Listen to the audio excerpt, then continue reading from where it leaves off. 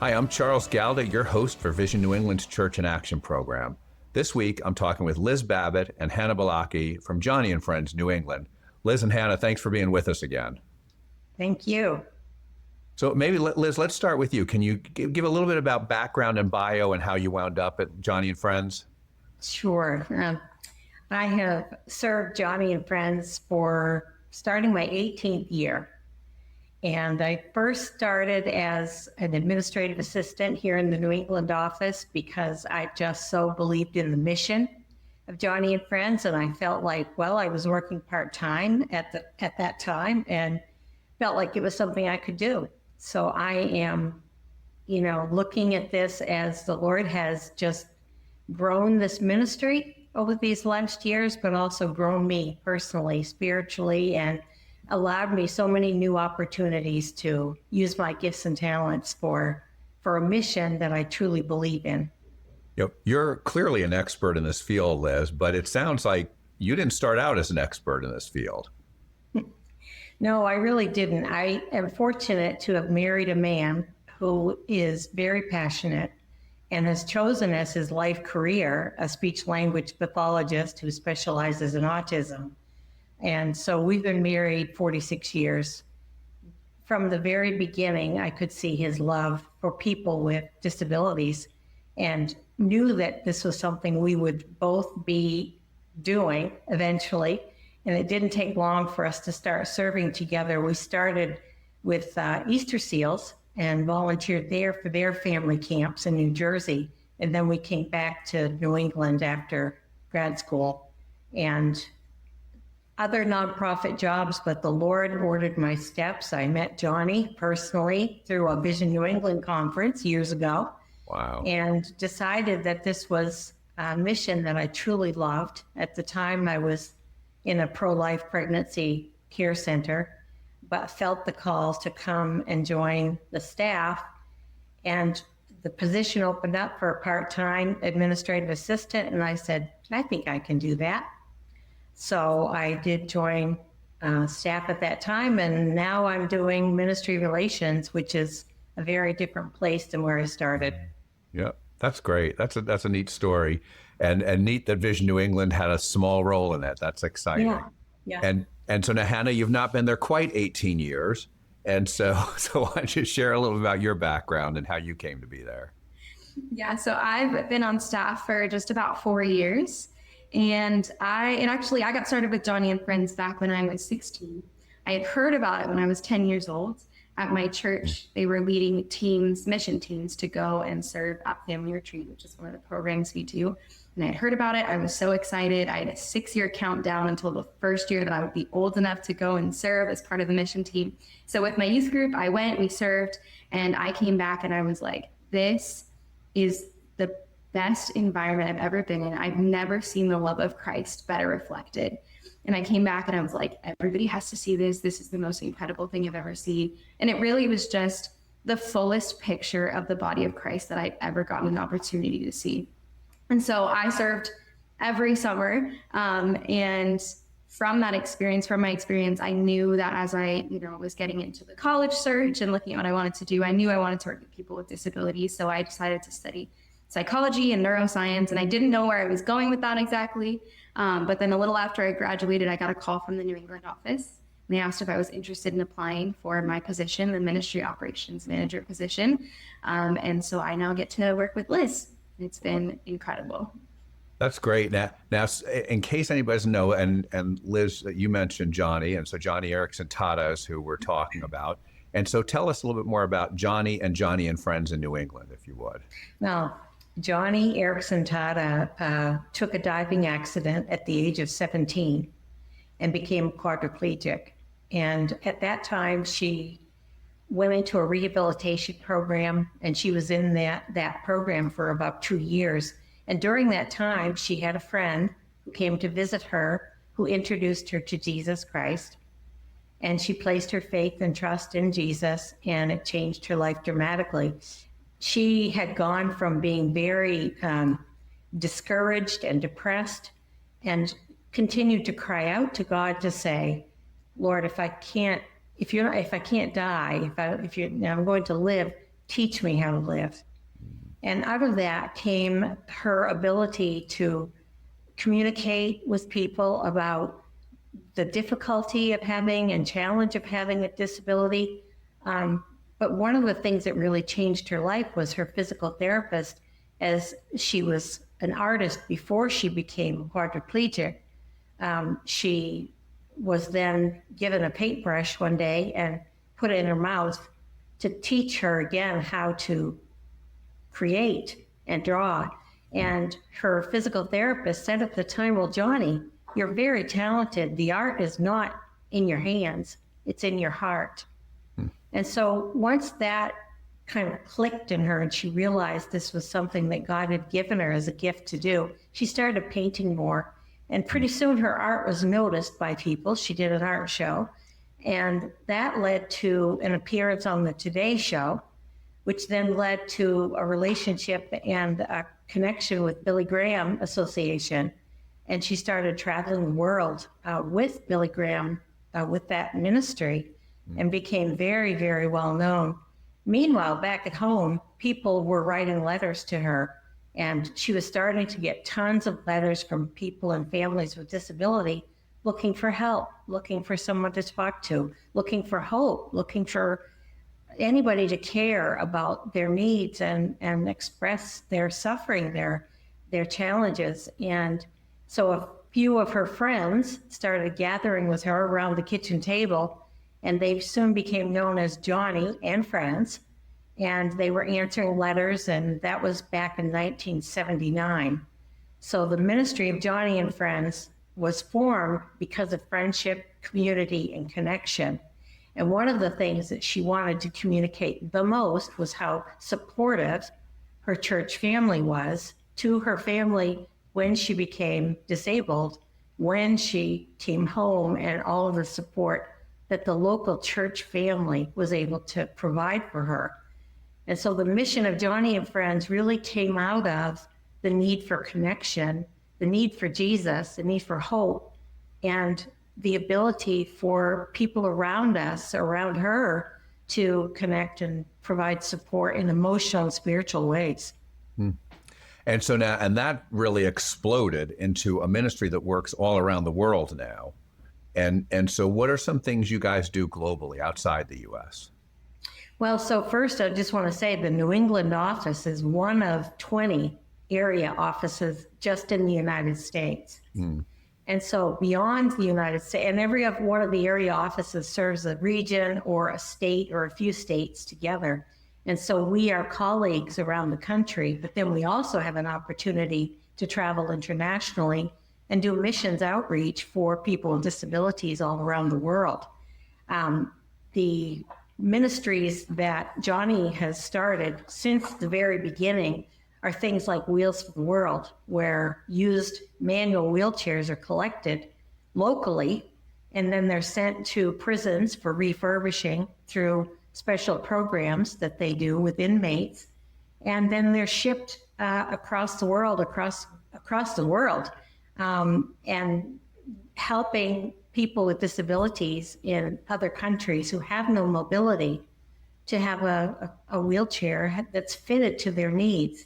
So the teams that go on Wheels for the World trips go internationally, but they actually fit and help families, help individuals with disabilities to have mobility, to go to school, to go to work, to get around.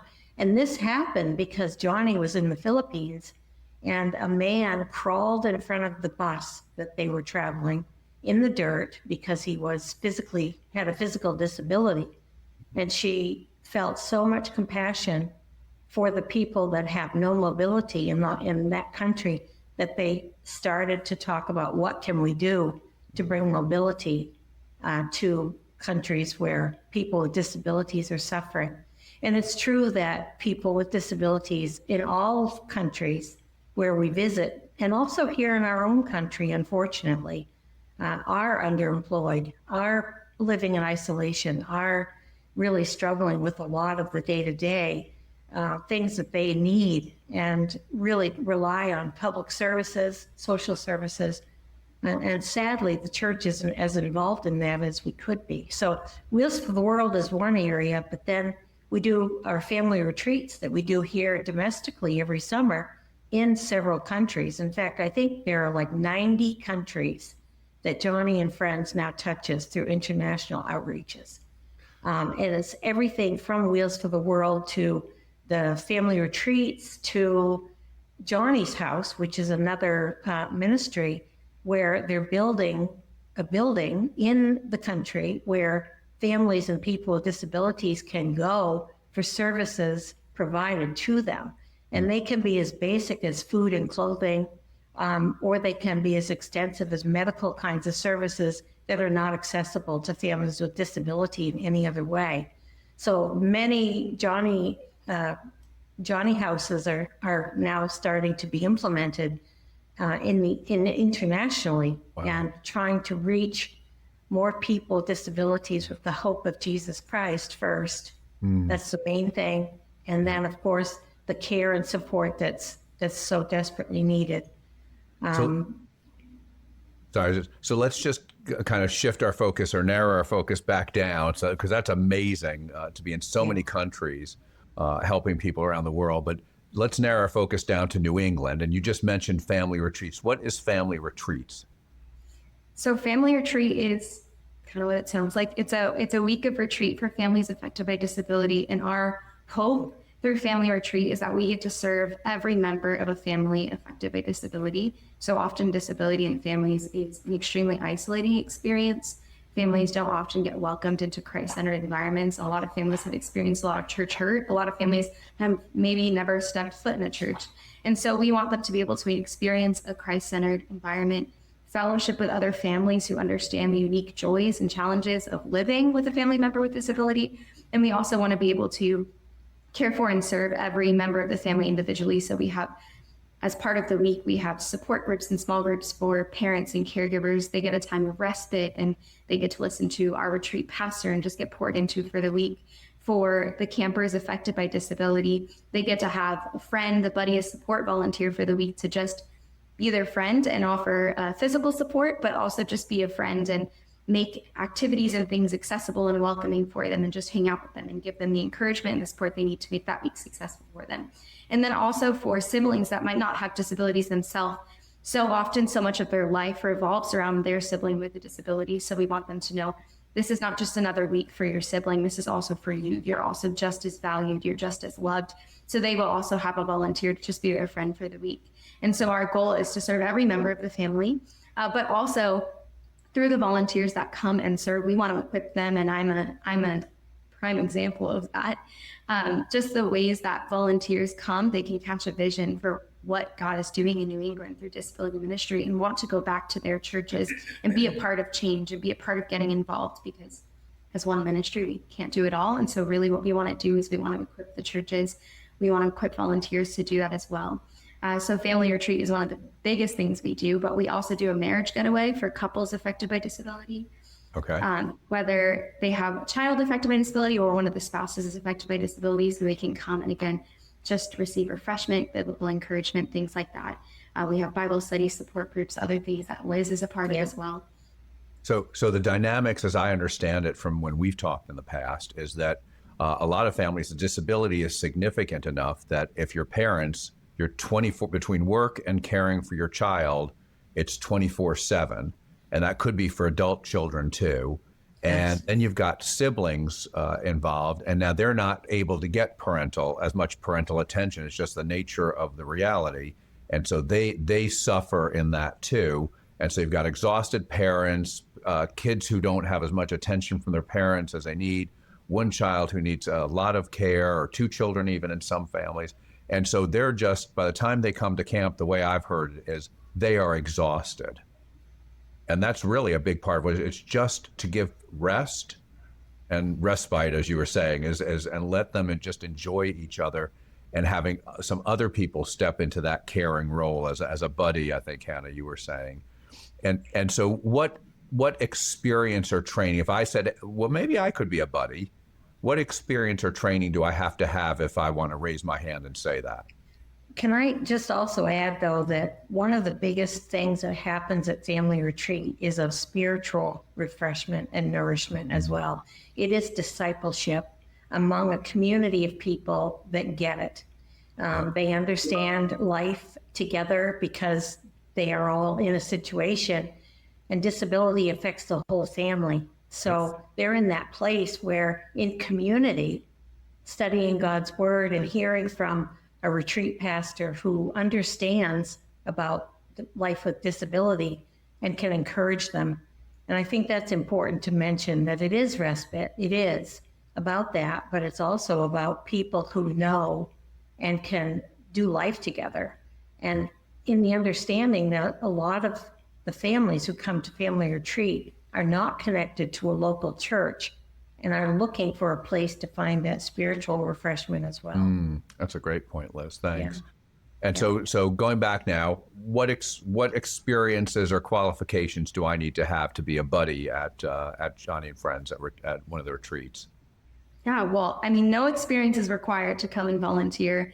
If people have no experience, well, for all of our volunteers across the board, they come a day earlier than families do to just come, and we have a training day to really just equip volunteers at all levels to give them a bit of a disability etiquette overview training. Maybe people don't know what types of different disabilities they're going to encounter. So to give them kind of an explanation and a rundown of, hey, this is what we might encounter.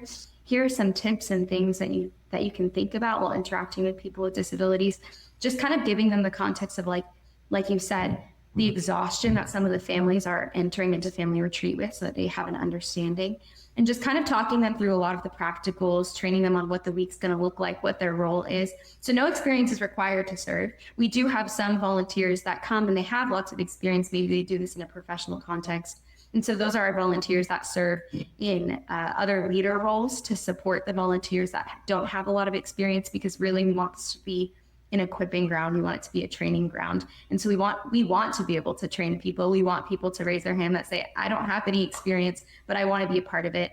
And I want to see what it's like, and I want to be trained. And so we love to welcome in people that have absolutely no experience before, have never done it before. People of all abilities, all experience levels are always welcome to come and serve. One of the phrases that we use a lot is, you don't have to be an expert in disabilities to serve, because the servant heart, the willingness to learn and be flexible, and really building relationship and understanding biblical hospitality, that's where it's at. That's what volunteers really need, is just a listening ear, a caring heart, a willingness to make friends, and help a family just feel like this week is designed exactly for you. And so I heard Hannah mention that there's a minimum age of 16. Is there a maximum age? There is no maximum age. We have volunteers of all ages who come and serve. We have volunteers that are in their 80s. And, you know, the day is a little long, so that might not be realistic for all volunteers, but we welcome anybody that wants to come and serve at whatever age. We have volunteer coordinators that their job is really to just interview and get to know our volunteers, get to know a little of their abilities. If they have experience, get to know maybe their physical capabilities, and they kind of can talk them through too in that process, what the day looks like, what the week might look like for them, and help kind of guide them and learn about them and learn about what role they might be best to serve in. Because maybe some people raise their hand and say, I want to be a buddy, but I'm not sure if that's the right role for me. The volunteer coordinator might be able to talk to them and say, hey, you know, based on what you're telling me, I think this actually may be a better role for you to serve in at retreat, maybe part of our recreation team or part of our arts and crafts team, or maybe there's other roles that people can serve in. But that's a piece of it. But yeah, minimum age to volunteer individually is 16, but there is no maximum age. We welcome people of all ages. And I've heard from so many people saying, I'm so glad I did this. I'm doing it again next year. And people have done it for years and years. Do you ever have people who say, I don't think I should, this is not for me, I need to go home? Yes, we have actually. And one of I think the best things we do as ministry leaders is listen well and watch well and understand, connecting with people, listening to where their gifts and talents are. And if they feel uncomfortable, offering them support immediately, giving them additional training if that's what might help. but ultimately listening for what is best for the person. So that rarely happens, Charles, that people go home. Rarely. But I will say that, yes, if it needs to, it certainly can.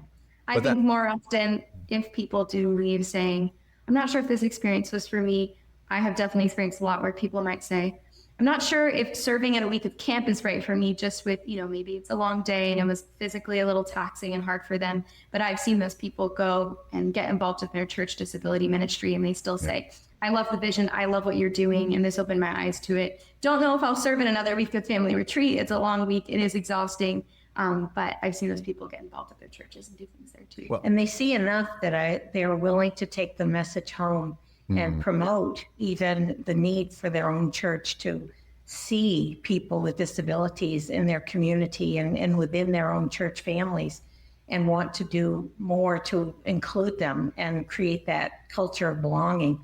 And so I think even promoting the needs for family retreat or any other disability ministry that is looking for a way to serve families and people with disabilities is key. And that happens a lot.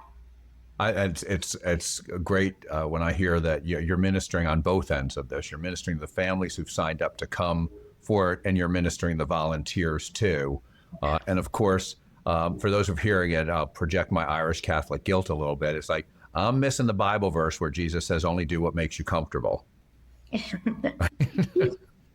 doesn't call all of us to everything, but comfort is not the question. But the thing too is that there's a lot of different ways people can volunteer. And so it's rare that people can't find something that they like to do when they're at family retreat. I think there's so many things that they can choose from. Yeah. We were at a friend's funeral recently, our memorial service, and he was in his 80s. He's one of that older end of the volunteer spectrum. And he was riding a bike with the person who he was ministering to. And so it's not, right, if you can ride a bike, you can do what Jack did. If you read, if you can do archery or whatever the different task is that you guys might be doing, or game, if you can just move people around. I think when I hear you talk about it is you're just asking somebody to be a friend to someone and love them for a week. Exactly. Yeah. You just need to want to hang out with people and listen well. I think he was one of the best conversationalists we had, and really enjoyed listening and meeting new people and making new friends. And those friendships start at family retreat, but they go on forever because there's a connection even throughout the whole year with volunteers to their family, families that they're matched with for many years. It's not just a once and done kind of situation. It's a good point, and they did have I forget the young man's name, but he spoke at the memorial service, and he had met Jack through through Joni and Friends one week during a summer, and so and now where do people stay? Do they have to make their own hotel arrangements, or tell me a little about logistics? So included in the cost of volunteering, because it is a mission opportunity, and so there is a cost to volunteer. Included in the cost is food and lodging. Volunteers stay with other volunteers, so there'll be cabins of male volunteers, cabins of female volunteers. They'll stay together. Families have their own private housing units, and volunteers stay together. So in the mornings, basically, if you would serve as a buddy, for example, in the morning, you'd wake up, we have a volunteer devotion time. And then at breakfast is when you kind of meet up with the family that you're assigned to, with the camper you're assigned to. And from about breakfast until after dinner, except for a break in the afternoon, you're just kind of on with your camper, just being a friend to them, going around doing the activities with them. And like you said, it is really just about being a friend. And it's the most, in my opinion, the most transformational experience. And it changed my life. And I can, speak on a personal level that it was just the most incredible thing I got to be part of. And you kind of go in thinking, okay, I want to serve. Yeah, I want to help. I want to serve. But you come out of it thinking, oh man, I was served way more than I served. It just, you have friendships that you didn't know you would have, that you didn't expect to make. And you just leave with such an appreciation for how God created people, I think. And just getting to see, like I said earlier, just getting to see what a fuller picture of the body of Christ is. Yeah, there's nothing like the joy of worshiping God in the full context of people of all abilities and the full body of Christ. people really enjoy each other's company and are learning about God and growing closer to Him. But there is nothing like, in fact, one of the recent testimonies I heard from a volunteer said she came with her family for the first time, and she kept saying, something's different here. Yeah. Something's different here. Yeah. But, And so some families tell us they think we're too, are they for real? Is this for real? And so it really is a very different atmosphere. And the key phrase, kind of the key catchphrase about family retreat is it's a little slice of heaven on earth. Well, I believe it's because the body of Christ is in its fullness and worshiping and serving together and doing life together in a way that really is like nothing else. There's very different there. The taste of the kingdom. And so where can folks go to learn more, like things like dates, cost, how to sign up, all that kind of stuff? So all that information is on our website, which is joniandfriends.org. If you do /new-England, it'll bring you straight to the New England page. But that will bring you to just more about what we're doing specifically in New England, other things we're doing outside of family retreat, but also if you look at the events section, especially if you view all events, you'll see the 3 weeks of family retreat that are happening this summer. There's one happening in June. There are 2 happening in August. That has the cost for volunteering. It has the application link so you can go in and apply. Just as a side note, all volunteers who apply, I know the cost can sometimes be intimidating for people. No cost is due at the time of application. So you can put in your application, there's nothing due at that point. And as part of your application process, everybody will automatically be created a fundraising page. So you can use that or not, but some people choose because it's there, it's created for them already to just post it on social media and they can fundraise the cost for them to go and serve very quickly. But that's all on our website. There's also more information there. There's our contact info if they want to ask questions, if they have concerns, more about family retreat, what it looks like, the locations, everything like that. But they'll apply. It's a really quick process to apply. The initial application takes honestly like maybe 2 minutes. And then after applying, it will send them an email that will let them know, hey, welcome to your portal. And it will give them kind of the instructions to log into the portal, which will have the next steps for the application, things like if they're 18 or older, a background check, more details, other things like that to fill out. But it's a very quick process initially, and it's all laid out. Great. And I Great. just, Thanks. I want to just make a real strong plea here that if you attend a church and you'd like to come and help as a missions opportunity, we would love to have more churches involved as well. It's sad to say that about 10% of churches in New England are doing something tangibly to support families with disability right in their own midst. And the growing number of families affected by disability is amazing. I think the statistic now is 1 in 3 children diagnosed on the autism spectrum will never attend church ever. And so we look at this as a way for churches, if you are not serving families with disability, or if there are people in your community or in your church that have a disability, that's my main role, is to come and coach and mentor and come alongside. Family retreat offers you a way to come and see how families, if there's such a joy in celebrating life with them, come and see what that's like. We will welcome you with open arms and hopefully help you to see maybe some opportunities back in your own church. And so it's really important. We need volunteers at Family Retreat. We can't do it without them. I think there are probably hundreds of volunteers every summer from well over 50 churches in New England that come and join us, but we're still looking for people to come and be a one-on-one buddy. But if the church wants to come, I'd love to hear from you. Yeah. And it's just a great opportunity. People need to just get past, I need to serve other people, and here's an opportunity right in my backyard.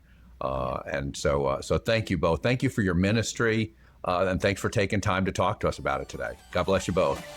Thank you. Thank you. This program is created by Vision New England, which accelerates evangelism by helping the church work in unity to make disciples, do justice, and share Jesus so New England will be transformed by the love of Jesus. You can find additional resources and support our mission at visionNewEngland.org. We want to thank our friends at World Vision who are celebrating 75 years of God's faithfulness and trusting Him with a worldwide vision to end extreme poverty for children everywhere. Join us next Sunday at 2 p.m. on Life Changing Radio. Thank you and God bless you. At Leadership Transformations, we believe that when you have the right resources to help you slow down and experience a deep and refreshing connection to God, you can become the discerning leader you know you are created to be. Friends, Steve Macchia here, and I have a free gift for your soul. It's called Pathways. Pathways is our weekly email aimed at offering you soul-nourishing content for the journey. It contains readings, prayers, spiritual practices, a link to the Discerning Leader podcast, as well as information about all of our upcoming soul care retreats, workshops, and online offerings. So head on over to leadershiptransformations.org today and sign up for this free resource. It will help you slow down and be more. God bless you, friends.